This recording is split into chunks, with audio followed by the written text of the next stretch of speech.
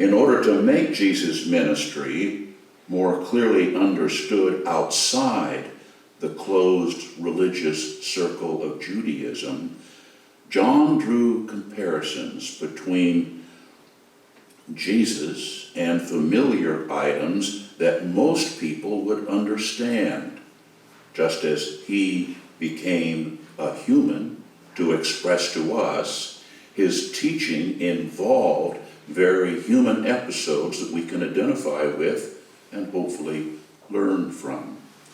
Here are a few of the better known comparisons in Jesus' own words from the Gospel of John. Chapter 4, verse 35. Jesus said, "I am the bread of life." Chapter 8, verse 12 and 9, verse 5.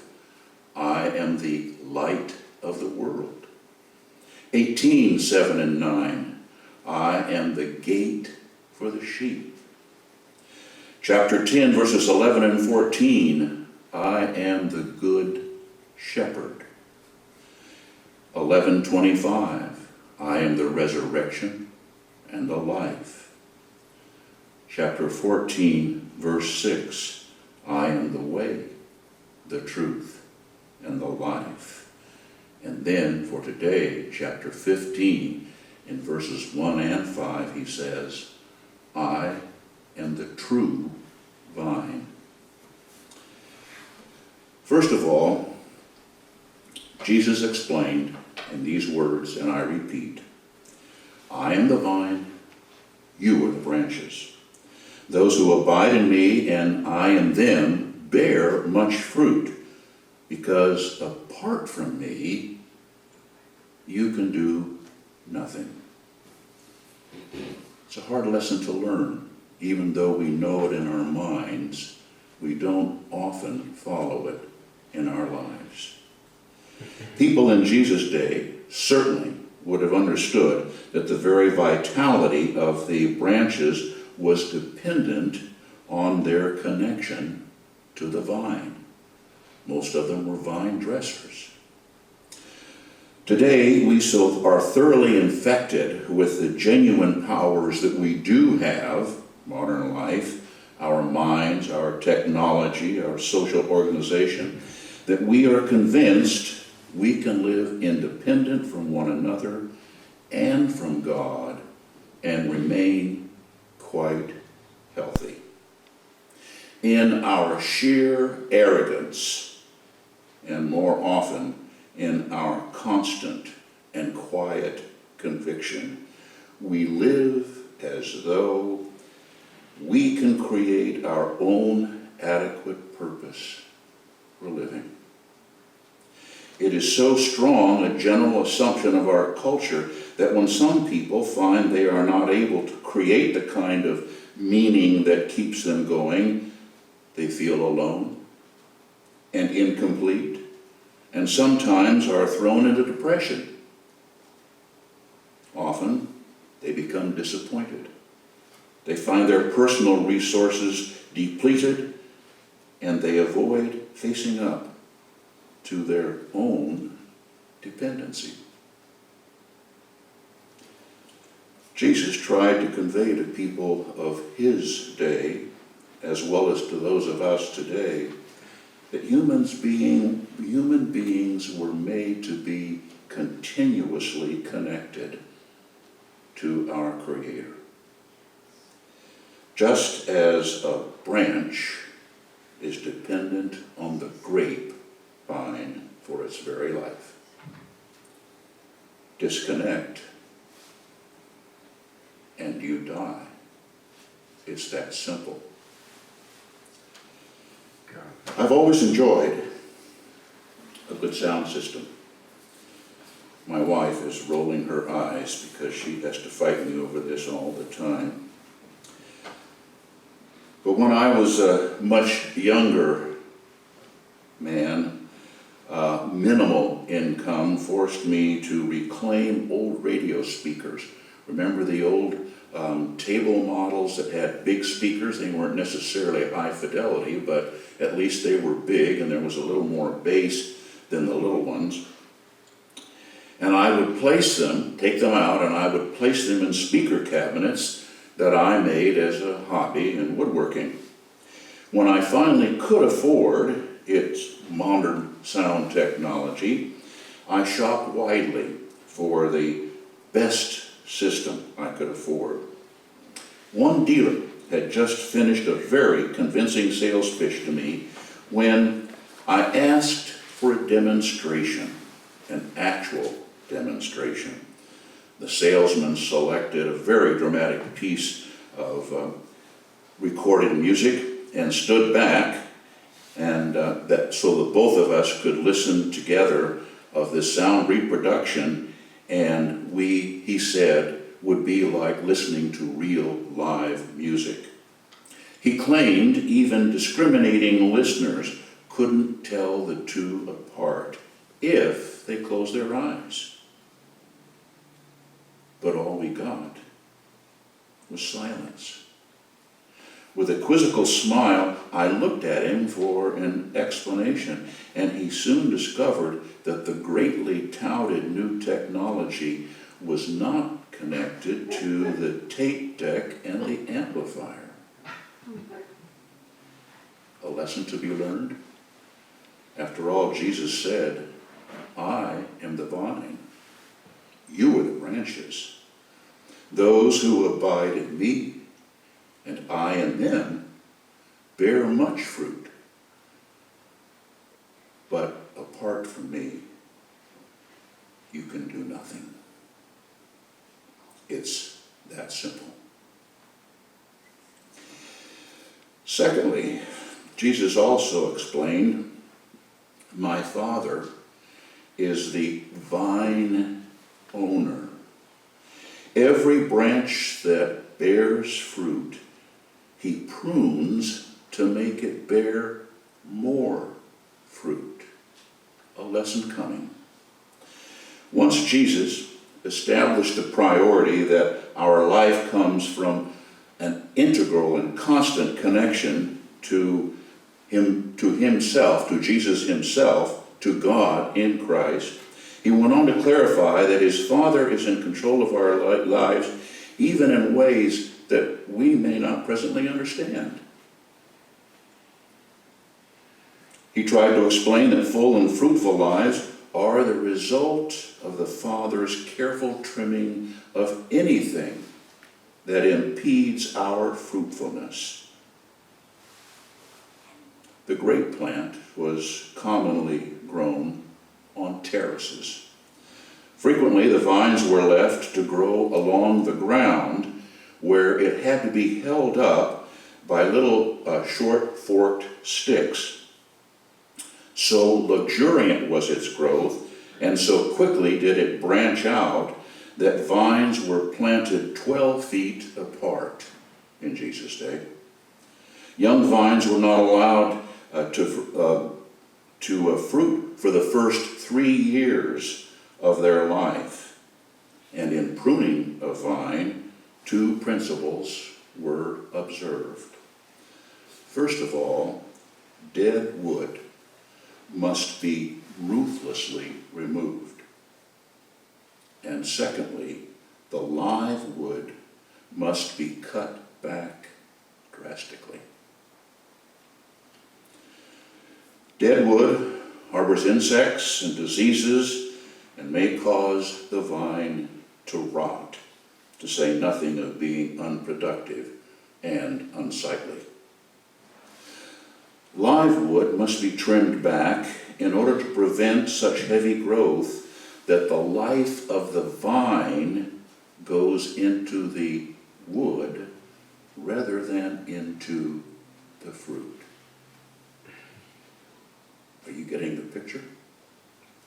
The vineyards in early spring look like a collection of barren stumps, but in the fall they are filled with luxuriant purple grapes. And so it is, I believe, in a Christian's growth and development. Some pruning rightfully occurs, though we may not know just how much pruning will affect the life of the plant. Jesus practiced what he preached when he saw that pruning lay ahead of him in order to make his life more productive. Imagine on the Mount of Olives, before his crucifixion, his prayer. Father, if you are willing, remove this cup from me, yet not my will, but yours be done.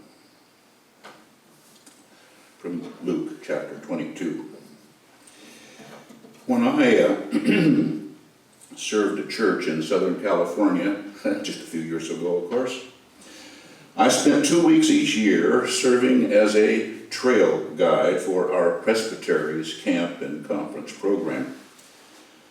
The woman and I, who were the leaders summer after summer, used to take 15 to 20 high school students on a backpacking trip well into the Sierra Madre, Nevada mountains along well-developed trail systems. Weeks ahead of time, we marked out all the participants a descriptive list of what to bring and what not to bring. Just leave it at home. We learned early, however, that on the trail, as we hiked on a shakedown, oftentimes kids would get tired and would stop and would complain and wouldn't want to carry on with the itinerary. So we developed a shakedown hike and started them out on a hike, one full long day.